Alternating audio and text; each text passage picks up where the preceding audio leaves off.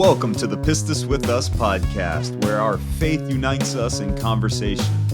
You can expect thought-provoking discussions with theologians, pastors, scholars, and all other Christians who share the testimony of God's amazing grace. We invite you to be a part of our community to share your thoughts, questions, and stories. Join the conversation. Well, welcome to another episode of Pistis With Us. I'm Raleigh Clay. I am joined today by Dr. Glenn Kreider and Matt Martens.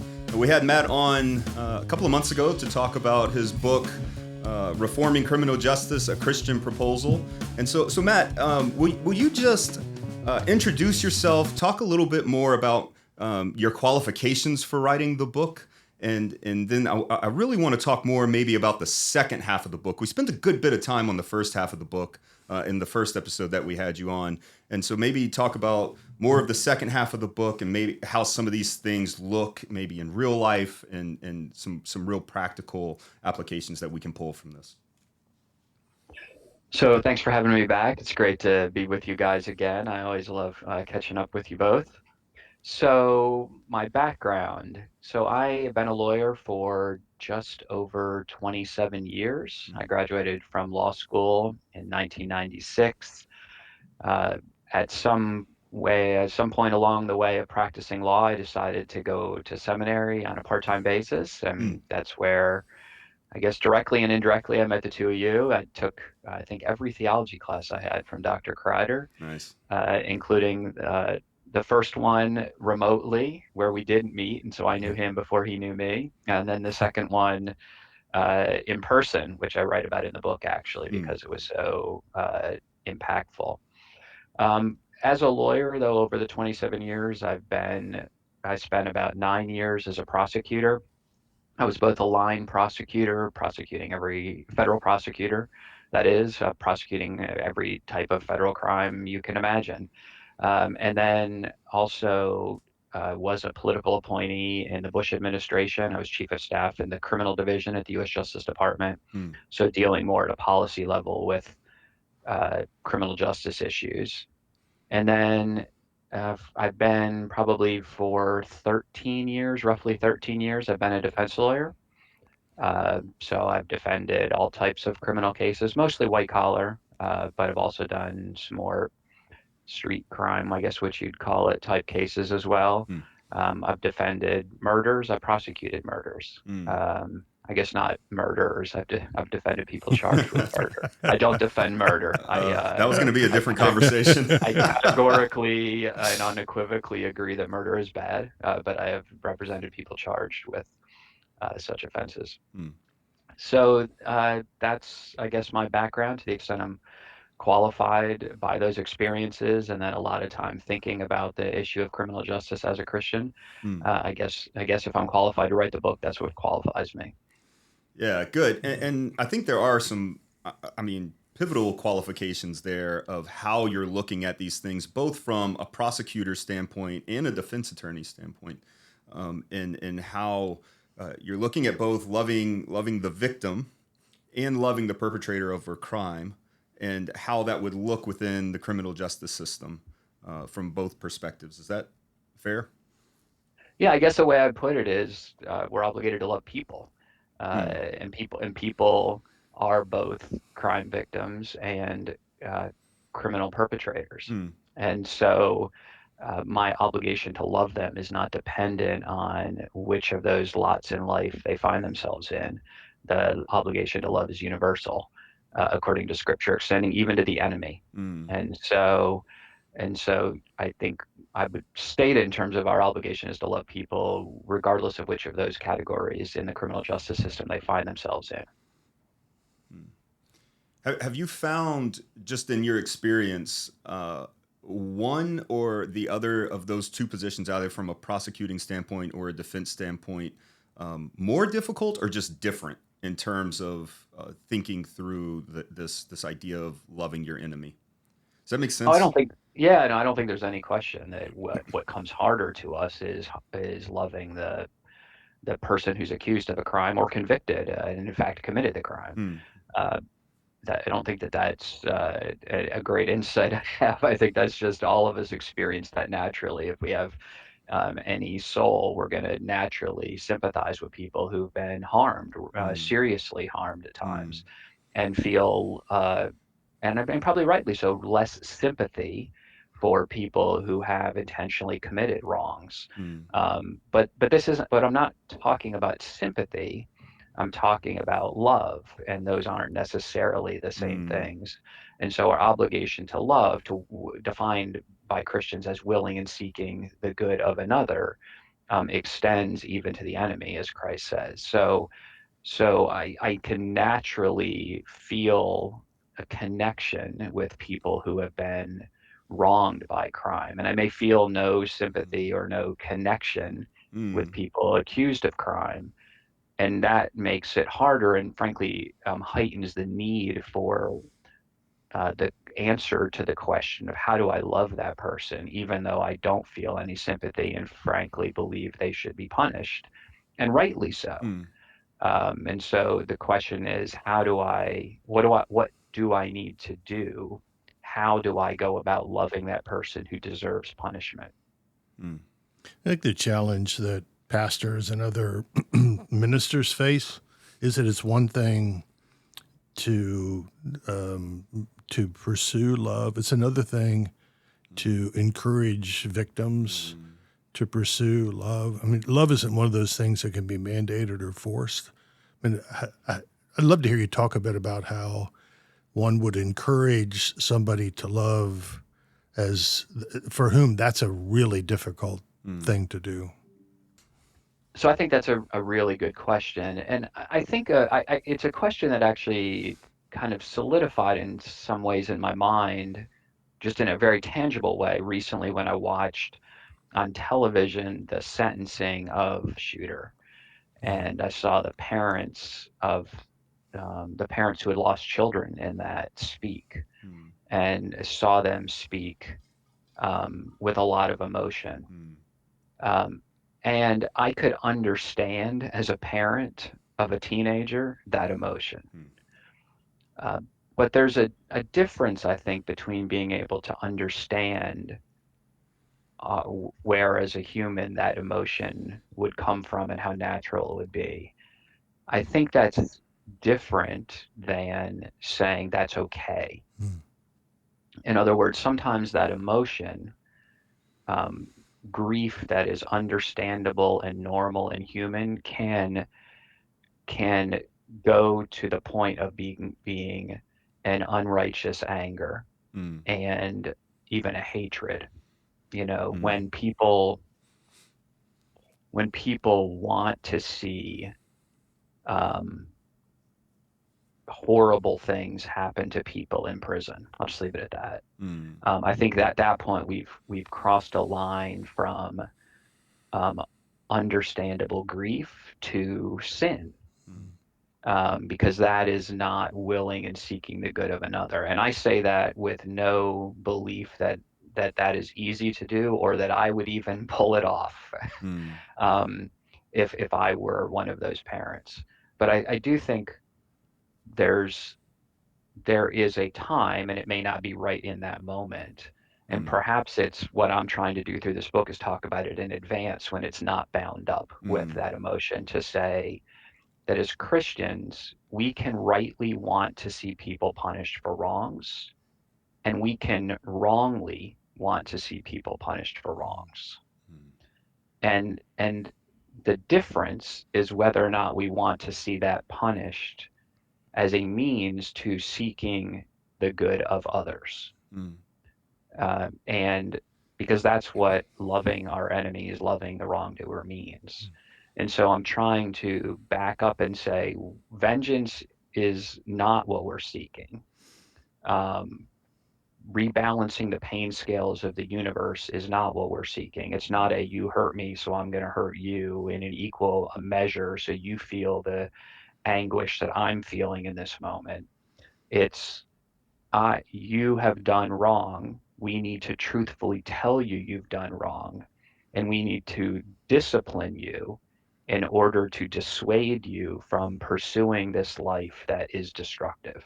Mm. And I And so think, that doesn't exclude punishment, but it reorients it. Mm. and I think that's why your experiences grant you some credibility and gravitas, because this is not the view of some theoretical, from a distance kind of, this is the way I wish it would be. This is somebody who's been in the down and dirty of all kinds of horrific stories. So, Yeah, I mean, it's so true. I mean, I've sat with crime victims and heard from them the grief they feel at the way the crime they feel has wrecked their lives Mm. in various ways. And I've also been in court and seen children of criminal defendants who are about to go away to prison for 30 years and hearing how that outcome, however just it might be, is going to wreck their life. Mm. And so I'm not, and I say all that, I say this also, I write also as someone who has participated in putting people on death row. Mm. So I'm not suggesting that punishment isn't Christian. I'm saying that to make the punishment Christian, it has to be oriented toward willing and seeking the good of all the participants, meaning both the criminally accused, Mm. the criminally convicted even, and the crime victim. So would you say then that that's the purpose of your writing, or what happened out of all these years that you've been in prosecution law or defense law, going to seminary? What like, okay, now I'm going to write a book. Like what's going on in your mind that okay, now's the time, and these are maybe some of the direct issues that I want to push into. Yeah. I guess I would say I'm somewhat of a reluctant author. I didn't have any aspirations to write a book. I was encouraged to do it once by one of my pastors, and I kind of blew him off. And then again by another former pastor, DTS grad Garrett Kell, who's a close friend, and he encouraged me as the events in the country unfolded over the last few years, involved where there's been sort of a heightened focus and even strong disagreement to the Mm. level of protests and riots on the issue, that he thought I could offer something useful. I had certainly been thinking about the issues for years, even before the issue came to the national consciousness in an acute way. Mm. So I've been thinking about the topic, uh, and so maybe it was the impetus was the recent events kind of forced me to say, okay, maybe I can be helpful. Let me try to put together some organized thinking on this Mm. that that sort of captures where I've come out. And I think, I guess maybe I hope that it will help people like me too, who are practicing criminal law, whether as prosecutors or defense lawyers, to think about some of the issues that doing so raises for you as a Christian, and to think about those issues a lot sooner than I did, Mm. or maybe think about them in a more developed way sooner than I did. Mm. Yeah, that's helpful. I think at least in orienting the purpose of the book and why it was written. Were there certain trials or cases that were at the forefront of that? Were there particular ones, or was it just kind of the like amalgamation of all of them coming together? Yeah, I don't think I had any particular case of mine in mind. Mm. I've certainly, after writing the book, Mm. spent time reflecting Mm. on my time as a prosecutor and Mm. uh, what I would do the same and what I would do different. And Mm. I don't look back and think, oh, I stuck the landing every time. um, Mm. I look back and think, I feel like I got it right 85% of the time. Like, by right, I don't mean like accurately Sure. adjudicated. I don't look back at any of my cases and think I I doubt whether that person was guilty. That would Mm. be that would be very difficult to process if I concluded that, and think through what my obligations were as a lawyer and as a Christian. But when I say sort of think I got it right, so to speak, most of the time, that what matters is not only substantive justice, meaning did I get the right answer, but procedural justice. Did I get the right answer in the right way? And that's what I write about. And so I think back about practices that were entirely normal and entirely legal, but maybe aren't practices that we should pursue in a just system. So I thought back about things I would do differently, but but that's more like after I sort of got it all written down. I'm like, okay, just thinking about how did I live up to this standard? Right. Because if I'm going to talk about it, should have some self-awareness and reflection. But I didn't have any particular case in mind when I wrote the book. I occasionally referenced some of my experiences, particularly around sentencing, which I found enormously hard as a prosecutor. But I didn't write it with any particular case in mind.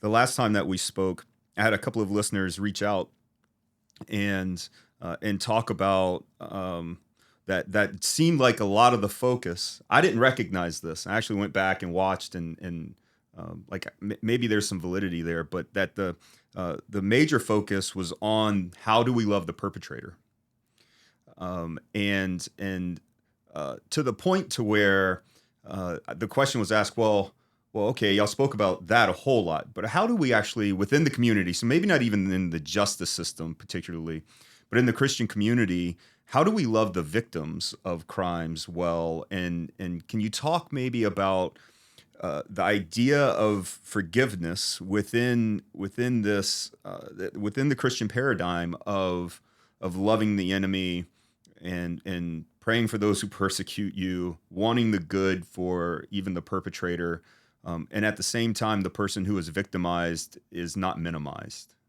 Yeah, that's a great question. So I don't think that loving the victim and loving the perpetrator are inconsistent with one another. In other words, I think that the way fundamentally that we love victims and perpetrators is judging accurately.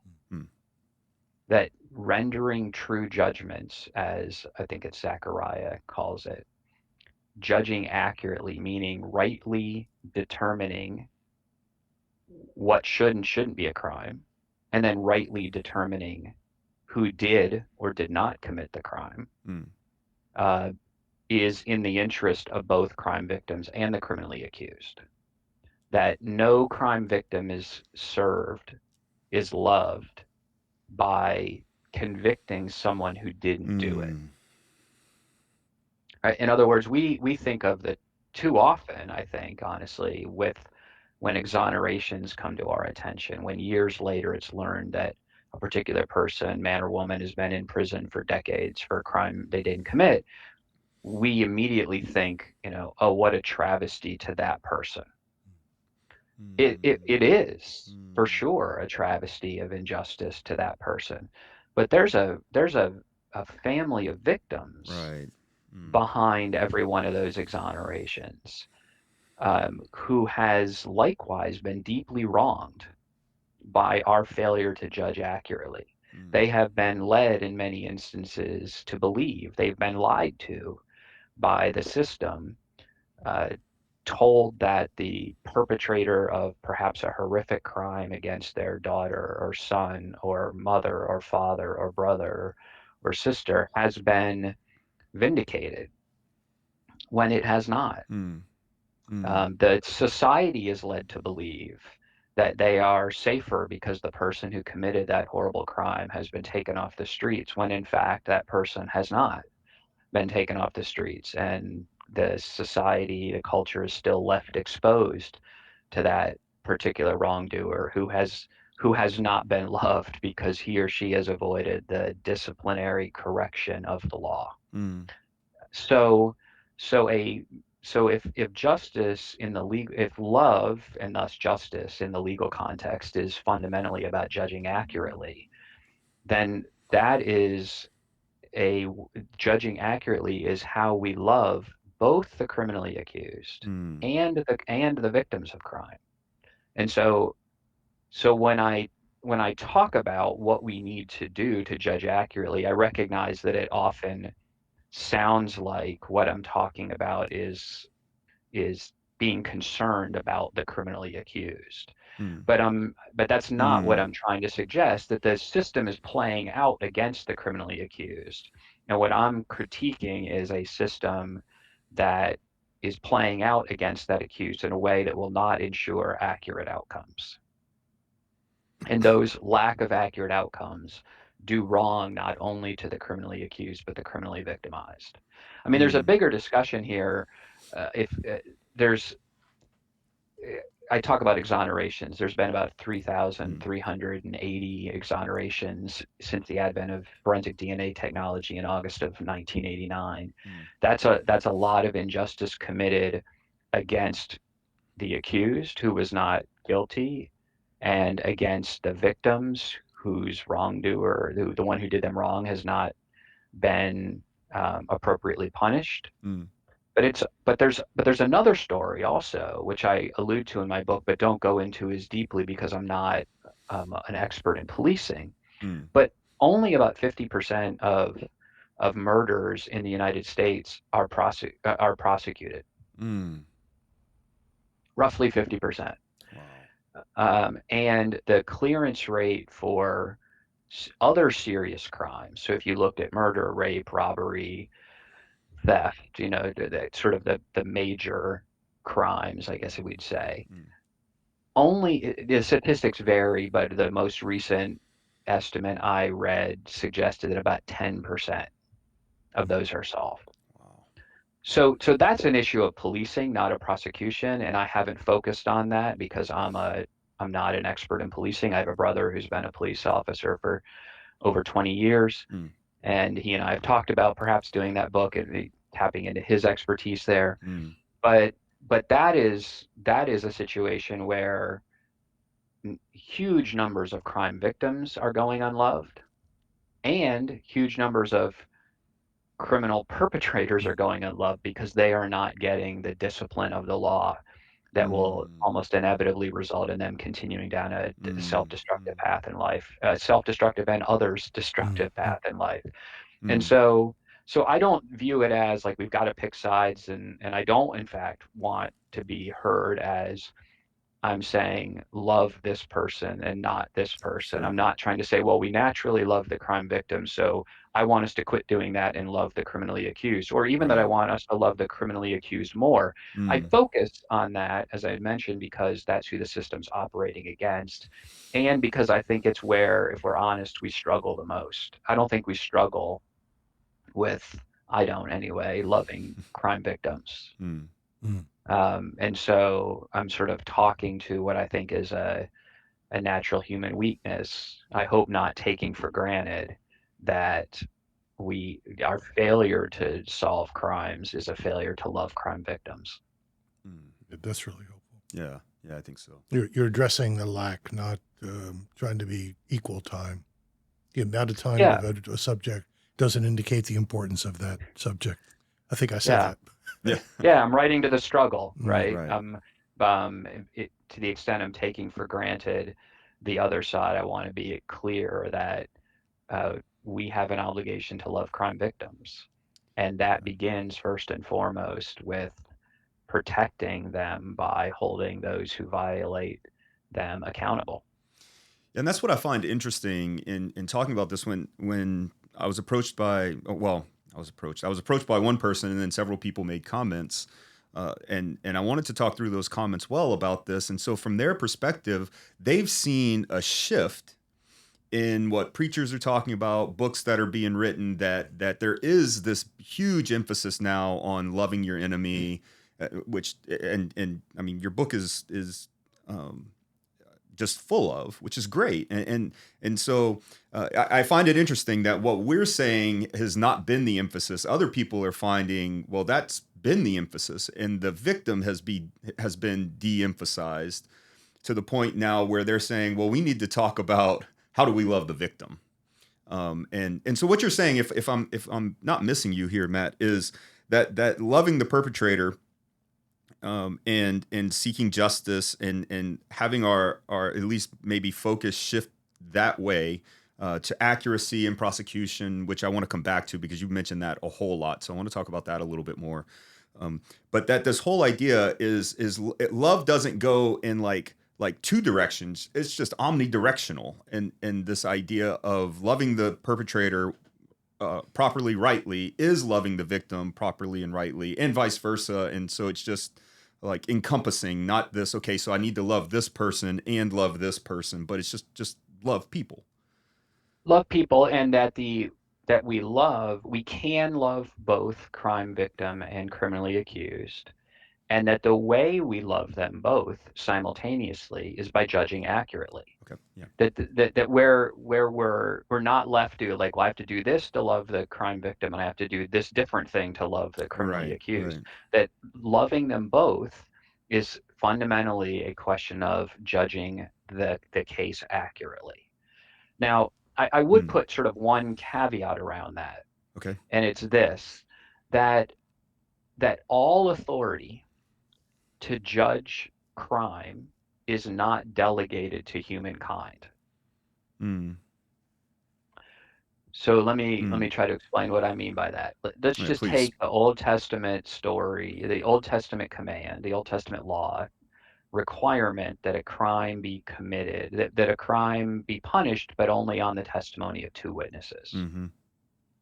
That necessarily means that God has not delegated to humankind the prosecution and punishment of crimes where there's only one witness.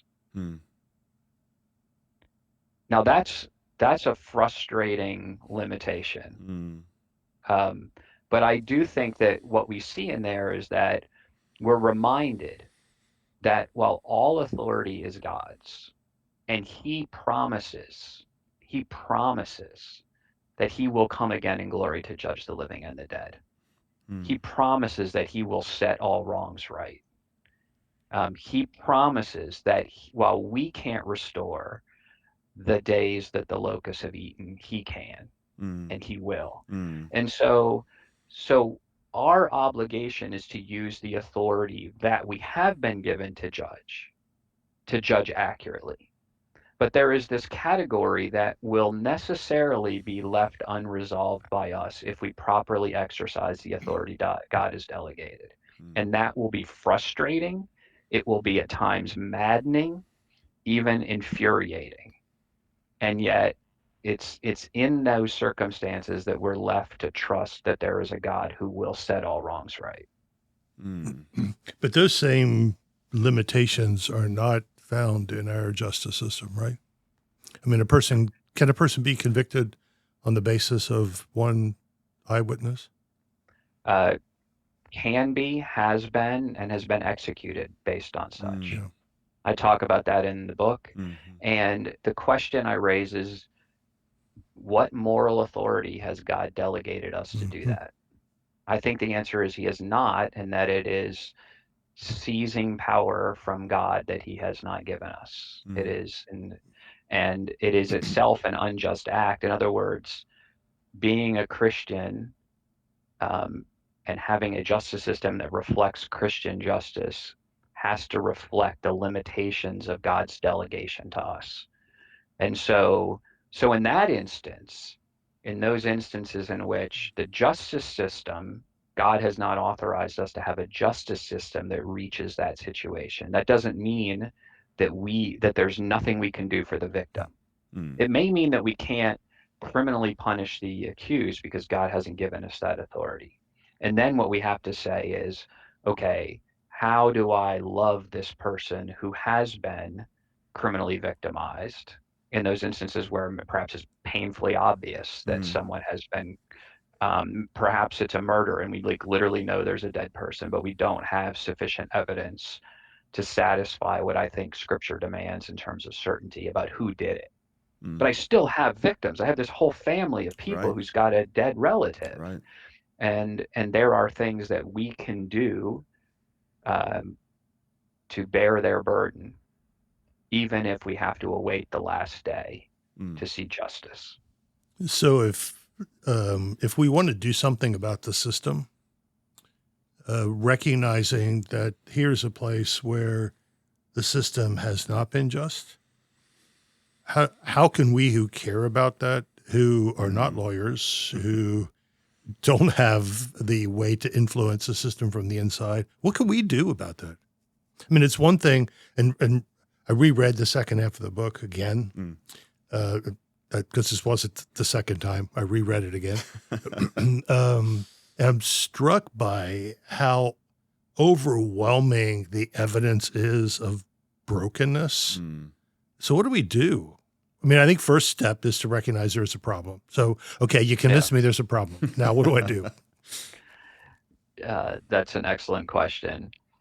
So I think there's a couple things that the average person who reads the book can do. And the first is having now that knowledge, you can vote based on it.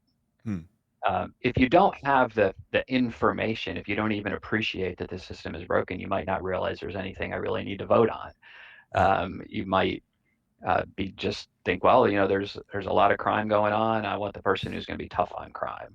I as a Christian want the person who's going to be just on crime.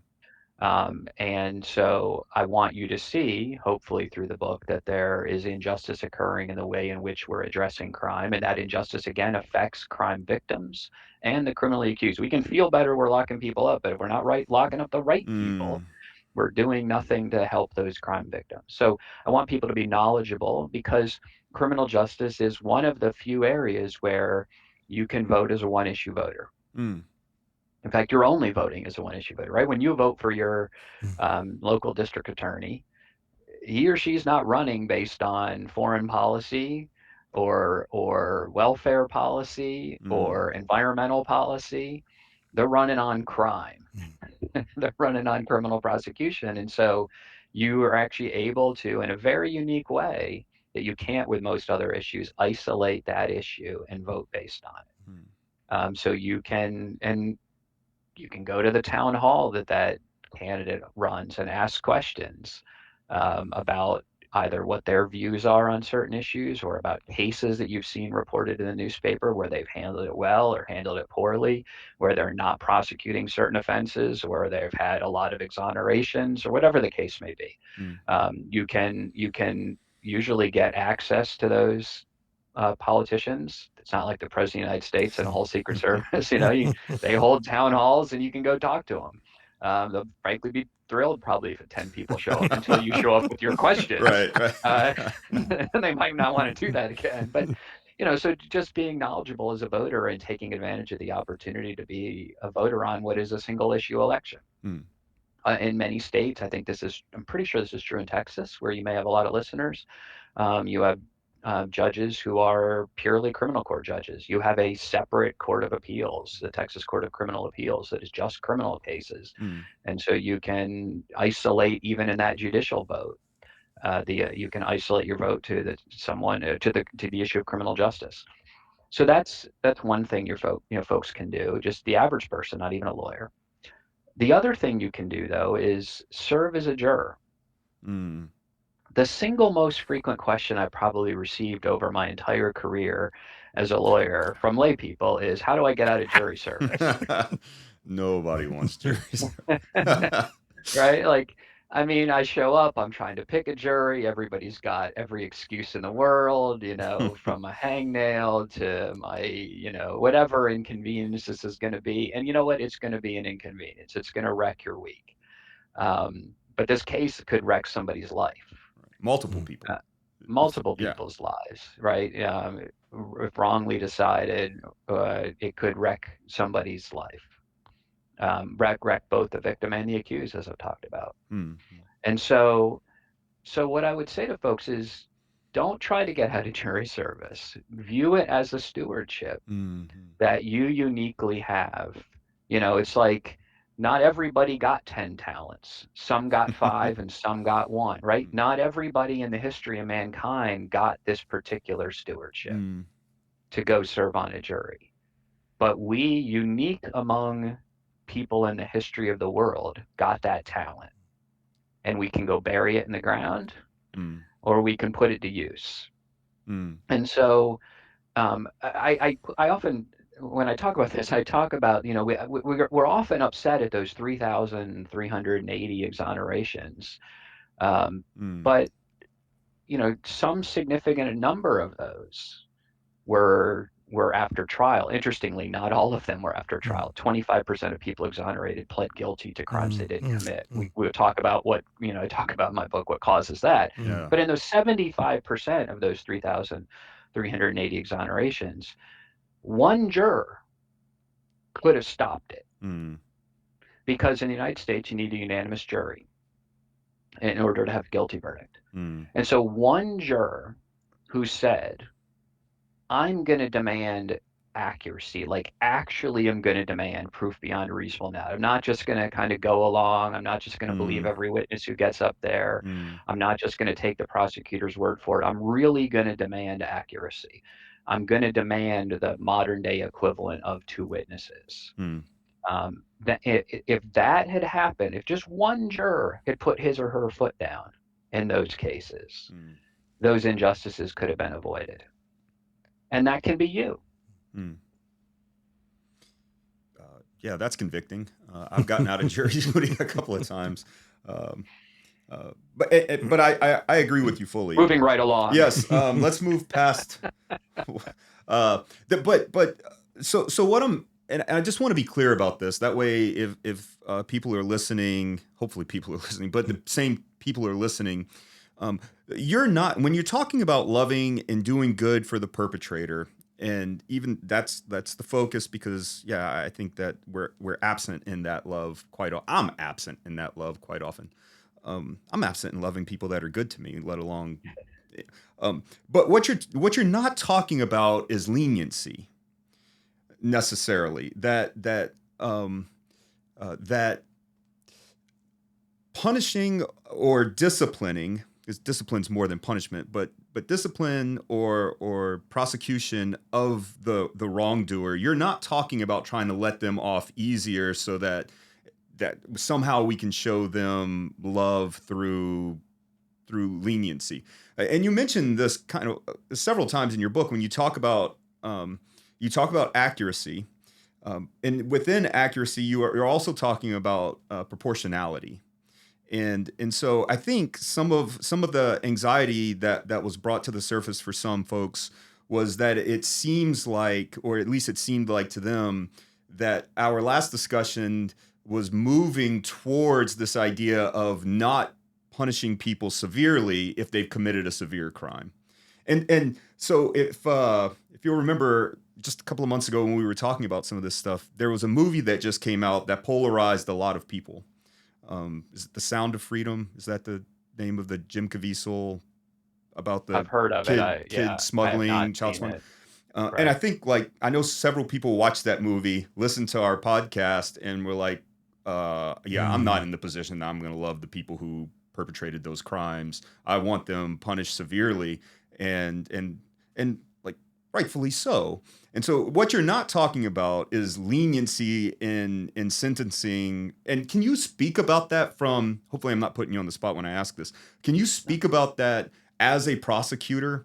Because I know that you've said it earlier that you prosecuted some pretty severe cases. So can you talk about what you're not saying in loving the perpetrator, and maybe what you are saying, just concisely, so that I want to clear up any kind of misunderstanding that was there? Sure. So when I say that the way we love the crime victim and the criminally accused is by judging accurately, accuracy also includes accuracy in the punishment. So we have to accurately judge who did the wrong, and then we have to accurately judge how wrong the wrong is. And the way we judge the severity of the wrong, how wrong the wrong is through punishment, through sentencing. And so I can rightly determine that someone committed jaywalking and then inaccurately sentence them to death, right? And I can accurately determine that someone committed murder and then inaccurately sentence them to probation. Each of those is a failure to judge accurately. And so judging accurately when it comes to the punishment, when it comes to a statement about the severity of the wrong, is often what we call proportionality. And but when I talk about proportionality, I think proportionality has both a backward-looking component, as I call it, and a forward-looking component. So backward-looking proportionality looks at the wrong done and says, what is the punishment that is appropriate to the severity of the offense? So in Scripture, we see this captured in the eye for the eye, right? You look back at the wrong done, it took an eye. The appropriate measured response is an eye in return. It's not two eyes. It's not two eyes and a hand. The proportionate punishment to the wrong done is the one eye. So that's backward-looking proportionality. It looks at the severity of the wrong done, and it makes the punishment correspond to that wrong. But the point of punishment, and this is what makes it Christian, is not to, as I said before, rebalance the pain scales of the universe. Right. It is not, you hurt me, so I'm going to hurt you in equal measure. It is not, I want you to feel the pain that I felt.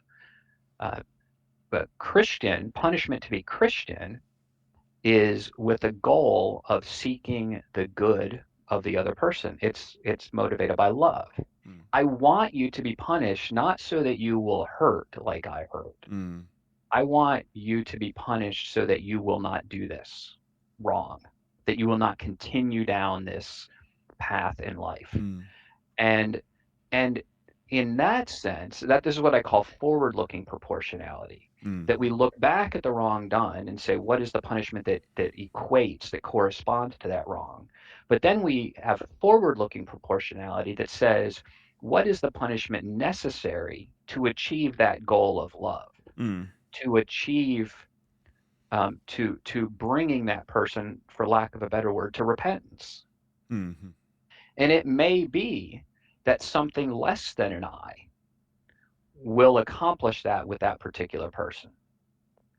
They may deserve to lose an eye, but if the goal of the punishment is to bring them to repentance, is restoration, is restoring their place in the community, having made their wrong right as much as they can with the person they did wrong, so that both of them can continue on as productive members of the community, if that's the goal, then something less than the eye might accomplish that in a given case. And so forward-looking proportionality says the punishment should fit the goal, not only the wrong done. And so we might use the Christian word of forgiveness or repentance or redemption, whatever word. I think that's what I'm trying to capture with this forward-looking proportionality that says the goal is not to make you hurt. The goal is to bring you back. And as Christians, we should be people who say that when you come back, when you say you want to come back, when you've come to the end of yourself, sitting in the pigsty, and you say, I'll go back to my Father, that we, like our Father, come running to meet you. So how do we do that well? How do you assess what is likely to bring the person back? How do you assess? How do you assess that? Well, I think that the part of the answer to that is that the likelihood that we can assess that in the immediate aftermath of the conviction is very low. So it used to be the case that we had something called indeterminate sentencing, and now we have a system generally that's more known as determinate sentencing. So We call it truth in sentencing.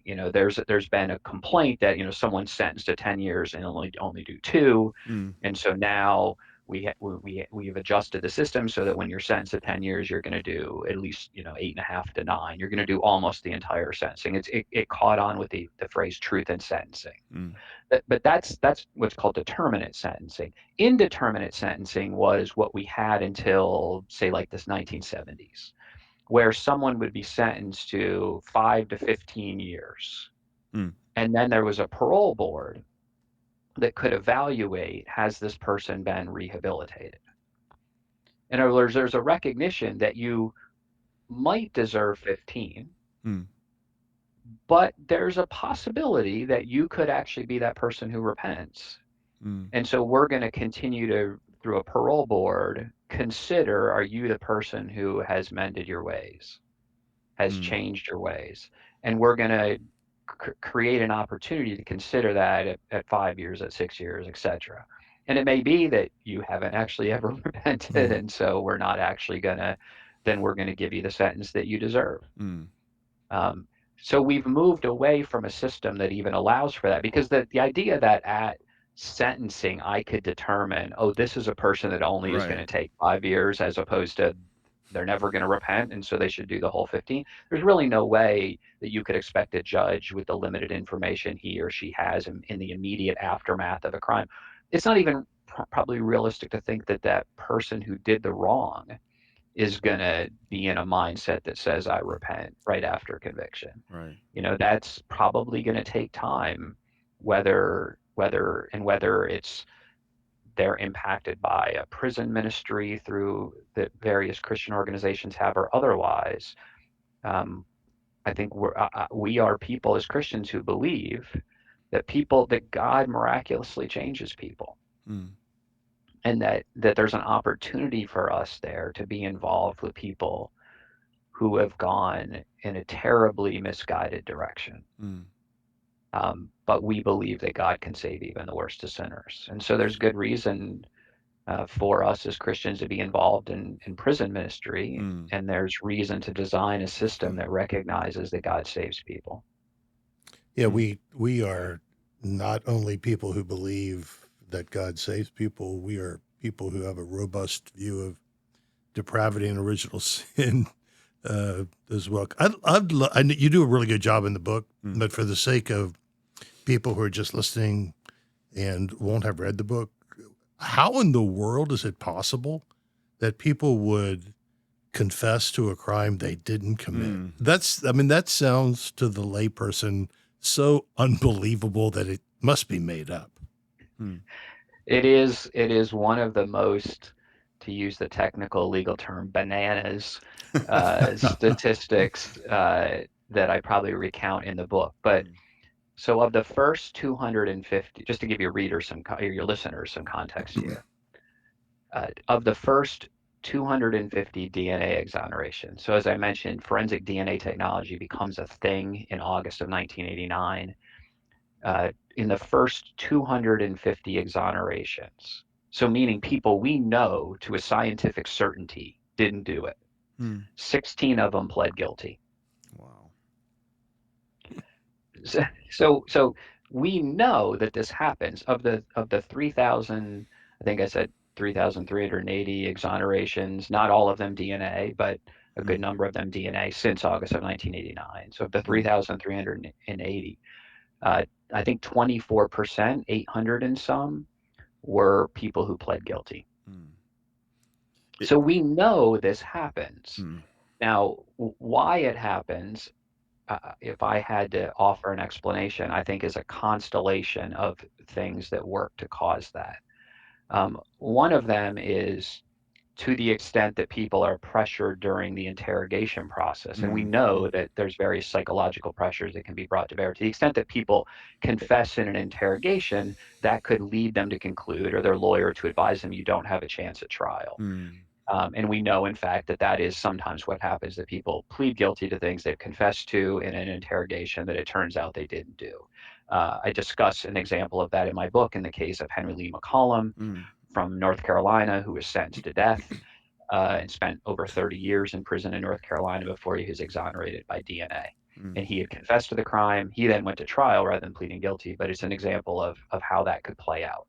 Another feature is the fact that most people who end up in the criminal justice system are poor.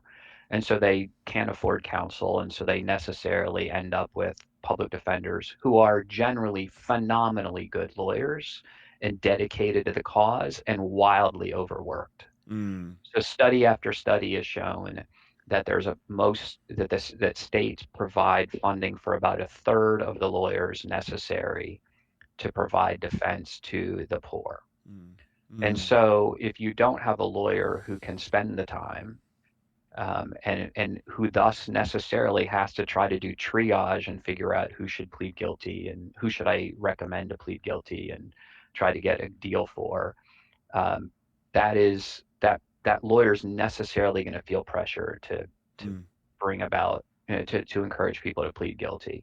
And then the system is designed to coerce people into pleading guilty. So the whole plea bargaining process is designed to put pressure on people to plead guilty. So if you start with the premise that everybody the prosecutor charges, he or she thinks is guilty. I mean, I hope so. I mean, we'd have a bigger problem if that's not the case. But the problem is that prosecutor's not infallible. I would also point to the way in which the plea bargaining process coerces, pressures people into pleading guilty. So I assume that when a prosecutor charges someone, they believe they committed a crime. If they didn't believe that, we'd have another bigger issue to talk about. And so the way the system's designed is once the prosecutor has charged someone, the prosecutor brings pressure to bear on that person to plead guilty. So somewhere between 94 to 97% of crimes are resolved through plea bargaining. And so if the prosecutor is bringing to bear pressure to plead on everyone that they have charged, unless they are infallible in that charging decision, they will necessarily be bringing pressure to bear on people who are innocent. And that pressure to plead guilty takes the form of threatening more severe sentences if someone is found guilty after trial, or offering more lenient sentences if they plead guilty prior to trial. And so that pressure that's being brought to bear requires that the prosecutor be infallible in the charging decisions. Because if they've made a bad charging decision, meaning made a charging decision without yet having heard from the defendant, and they get it wrong in the charging decision, but don't know they've gotten it wrong. They will be now bringing pressure to bear on someone to plead guilty to something they didn't do. And so imagine the person who's charged with a crime and they didn't do it, and they've now been denied bail and are being held in jail prior to trial. And it could take several years to get to trial while being held in jail. And I'm not making that up. And their public defender won't get to come see them for 6 months. But then the public defender comes and says 6 months after you've been in jail for 6 months, good news, you can plead guilty to time served, or you can continue to wait a few years in this hellhole for your trial. Your call. Wow. That's just one example of how the pressure of denial of bail, of not actually enforcing the speedy trial right, of the insufficient number of defense lawyers, the poverty of the person, and the fallibility of prosecutorial decisions could all conspire to put pressure on someone to plead guilty to something they didn't do. And not to open up like another issue that I'm sure we could spend a lot of time on, the amount of people that plead guilty to a crime they didn't commit, is that proportional among races? So I don't actually know if I know the answer to that. I know, as I believe, that the exoneration rate is disproportionately racially skewed, meaning it's even disproportionate to the prosecution rate, which is not in alignment with the racial makeup of society. Right. So even of those convicted, that, as I recall, the exoneration rate does not align with the conviction rate. Mm. So I know you mentioned the poor and people that maybe don't have the money to defend themselves or hire a lawyer to defend, and so awaiting a public attorney or something that. So yeah, I was just interested if there was. I'm sure there is a statistic out there. Yeah, if that was disproportionate among races, or if that's just kind of like a blanket thing that race doesn't really have any qualifications on who might be pleading guilty or stressed to plead guilty or coerced into pleading guilty in some Yeah, way. I would say that, I guess I don't know the statistical answer to that, and even if I knew the statistical answer, I might not know. I probably would know the causal answer, Mm-hmm. Mm-hmm. whether it's a correlation or a causation. Right. What I would say is that the system, I believe, is biased against the poor, Mm-hmm. and wealth correlates to race in the United States, and so it Mm. per, pers- uh, designing the system or operating the system in a way that discriminates against the poor will have a racial impact, Sure. even if not a racial intent. Mm. I'm Mm. I'm my I certainly don't shy away from, in my book, from talking about those aspects of the criminal justice system that either historically or currently have been infected by considerations of race. But ultimately, my concern is about justice. Whether the injustice is caused by race or wealth or otherwise, I think is secondary to my project, which is to talk about the injustice Mm. that's occurring, Mm-hmm. regardless of. It doesn't mean that the motivation is unimportant. Sure. I just think it's of secondary importance to the injustice that is occurring, Sure. to the primary injustice which is occurring, which is a failure to judge accurately. There's also a judging partially with partiality, whether Right. that partiality is race-based or wealth-based or otherwise, is also an injustice. So I don't want to diminish that, but my focus, perhaps because it's my expertise, is Mm. on whether the process we are using is just. I'm not a sociologist or a criminologist, Mm. which are the disciplines that would get more into the cause of those, whether it's race or socioeconomic or otherwise. So Mm. I talk about it where I feel competent to talk about it, uh, but otherwise leave that question to people who are more capable than me. Mm. Yeah, you gave one example at the end of chapter 8 when we were talking about what can we do, like as citizens, and you were talking about voting, and you gave the example of Judge Persky. Is that how Mm, you would say that? yeah, yeah. And just there seems to be multiple things going on there, or within that situation itself. And like I remember reading about that, and then the outcry after that judgment, which doesn't seem to be accurate or proportional to the crime itself. And and I think that this is where people are a little bit anxious in some of this idea of loving the enemy or loving a perpetrator, that that needs to be well defined and talked about concisely, which I think that you do. Which is why when I was getting comments, I was like, nah, I'm pretty sure that's not what he's saying. I don't want to completely talk for Matt, but we've had enough conversations, and that's not the case at all. As far as like diminishing the victim, or even care. And so you talk about punishment quite often, and I mean we have listeners now, I think, in 12 or 13 different countries. And so what we're talking about primarily is within the American justice system on how things work. But there was one other thing that I wanted to bring up for people that may not know, and for myself, who's like probably way more naive about some of this stuff than I should be.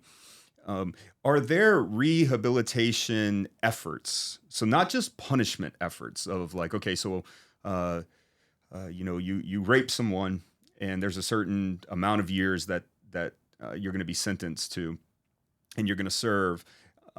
Is there like a rehabilitation effort within the prison sentence, or within that kind of arena, to where when we talk about disciplining someone, we're talking about correction as well, not just punishment? I guess the way I would answer that is, in theory, yes. In practice, very little. Mm, So a Mm. couple examples I mm, can give. One is that in the federal justice system, if you're sentenced to prison and you have a drug or alcohol problem, the judge can include as part of your sentence a recommendation that you participate in a treatment program in prison, mm, which I think we should all be glad for, because we understand that drugs and alcohol abuse do contribute to people deciding to commit crimes, mm, whether because they're out of their mind when they commit the crimes, or whether because they are seeking money to pay for the drug use. Various different ways mm, drug use contributes to people's decisions to commit crimes. So that's one way in which we're seeking to rehabilitate people, to help them beat that so that they can come back to society as successful members. I would also commend what a number of Christian organizations of various types do to try to contribute to that rehabilitation. So whether that's mm, Prison Fellowship, which among other things works to connect families with those who are incarcerated, because the breakdown of that family connection lessens the likelihood that someone will successfully reintegrate into society after the crime. And so keeping the families involved with them is part of ensuring that, or not, there's no ensuring, but part of promoting a successful rehabilitation. mm, And then I would also point to the work of religious groups like the Southern Baptist Convention, which has been at the forefront of prison education programs. mm, So the New Orleans Baptist Theological Seminary, for example, has for years, since I think 1995, mm. had a prison education program at the Louisiana State Penitentiary at Angola. Angola was known as the bloodiest prison in America for just the uncontrolled violence that was occurring, Wow. and that prison has gone through a transformation. Uh, in I think in large part because of the ministry of professors at New Orleans Baptist Theological Seminary, who have taught students, have graduated students from college. Those students who are still incarcerated often serve as pastors, like Mm, literally they're pastors to their fellow inmates. mhm, I know a man, Dr. Kreider and I are going to be speaking with him come November at the Evangelical Theological Society's annual meeting, mm. who earned a degree in pastoral studies through that program at New Wow. Orleans Baptist Theological Seminary, and spent 39 years in Angola for a crime he didn't commit. Wow. While there, decided to pastor other men as Mm, a result of his education. mm, Um, and I think people will see it transformed his life. It transformed the lives of people he had an impact on through that pastoral ministry. So there are things that are done by the system formally. There are things done by great groups outside the system to try to love those who've done wrong by helping bring them to repentance. mm.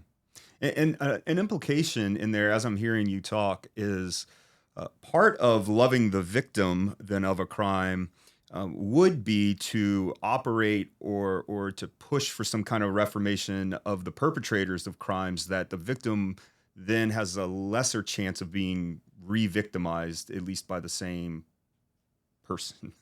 Yeah, we're Or loving society right, by protecting them from folks while we try to rehabilitate right, them to do more than protect them from them, but make right. those folks also productive society members. So, right. So That's it's good. not just about loving this person who's done wrong, though it is that. I Sure. want to correct them because I'm willing and seeking their good. Right, But correcting them will will be for the good of those right, who could otherwise be victimized by them again in the right. future. And so, again, I don't. That's why I say I don't see it as I have to pick to Yep. love one or the Good. other. That seeking the good of a wrongdoer is seeking the good of the one who's been wronged. Good. I have a lot of other questions, but we're probably running out of time. So, Dr. Kreider, is there anything else that you want to ask Matt, or any other issue you want to bring up? Just a real quick, what's the problem with plea bargaining? I believe everyone, right or left, conservative or progressive, should hate American-style plea bargaining. It traffics in injustice. Plea bargaining, given the constitutional right to a jury trial in the United States, a right that's included twice in the Constitution. The way we get to 94 to 97% of cases being resolved not by trials, but by guilty pleas, is by unjust sentencing, either threatening unjust sentences after trial or offering unduly lenient sentences prior to trial. So we're either threatening unjustly severe sentences or inducing people with unjustly lenient sentences. And neither of those approaches results in us judging accurately, meaning speaking accurately about the severity of the wrong done. And that is then a failure to love both the crime victim and the criminally accused. Everybody should hate that. What's the big push for plea bargaining? Is it a taxpayer issue that these won't go to trial, so there's lesser tax burden? Is it just that our justice system, as far as the courts, are just overrun, and plea bargaining then becomes, I mean, I hate to say it like this, but a necessary evil in the minds of some? Or what's exactly going on there? So the critical thing to understand with our justice system is that it was not dropped in our lap in current state on a single date. Right. It is an evolution over time, and it was incremental move followed by incremental move followed by incremental move that led us to a situation where the way the justice system operates when it comes to plea bargaining is unjust. And so to say, like, what was the reason is a complicated question because there were Sure. multiple reasons for each of the changes that ultimately contributed to that situation. I think if you had to say what is the reason, more than anything else, it's efficiency. Right. Okay. If 95% of cases are the result of plea bargains and only 5% go to trial, then to bring them all to trial would require 20 times as much time. Right. And that raises taxpayer issues. But that also, and meaning that the taxpayers are going to have to fund that. In the absence of funding it, the job is easier for the police and the prosecutors if I get people to plead as opposed to don't. And so all the incentives, given the lack of adequate funding for the system, again, an issue you can vote on, Sure. the lack of adequate funding creates incentives for everyone involved, judges, prosecutors, defense lawyers alike, to move toward plea bargaining as a way to reduce the crushing load. But you have to believe in something near infallibility of prosecutorial decisions to justify a plea bargaining rate that high, a plea bargaining system that is, and a plea bargaining system that generates that many pleas is going to need to have a lot of unjust sentences threatened or a lot of unjustly lenient sentences offered. And either way, I think everyone, Christian or non-Christian, left or right, should hate that system. It believing crime not punished appropriately, and thus crime victims not appropriately redressed, and crime perpetrators not appropriately disciplined. So it is just in one sense, just a perpetuation of injustice. I say our plea bargaining system traffics in injustice. Well, Matt, I appreciate it. Is there anything else that you would want to say or bring up within this conversation that you find would be just critical for people to hear until they read your book? And I'll put the links for your book in the description again, as well as, and I'll link our previous conversations so that hopefully these two can be listened together and maybe bring out some more, put together some issues that maybe weren't together. I think what I would say in closing is that if you're someone out there who has suffered an injustice as a crime victim that has gone unredressed by the system, either because no one was ever punished or no one was ever punished adequately, I would say to you as a Christian that we have hope in those circumstances. Mm. That for those who don't believe in Jesus Christ, that can seem like a hopeless situation, that the injustice you suffered was never redressed. Mm. Uh, but the Christian hope we have is, as I mentioned before, that he will come again in glory to judge the living and the dead. We recite that as Christian community every week to remind ourselves that every wrong will be made right, that no criminal that has done you wrong has the final word. Mm. No judge who has failed you has the final word. No prosecutor who has let you down has the final word. But the only just judge will make it all right. He will restore the years that the locusts have eaten. Mm. Yeah, and that's absolutely the Christian hope when we talk about injustice. I think that's the only way that we can have hope in any of this, in the brokenness of infallibility and fallibility of what's going on in just our world in general, but in the criminal justice system in particular here, that there's a judgment that will be infallible, and there's a mercy and a grace and a justice that is going to be realized in perfection. So I appreciate that. That's great, Matt, and I appreciate you coming on again.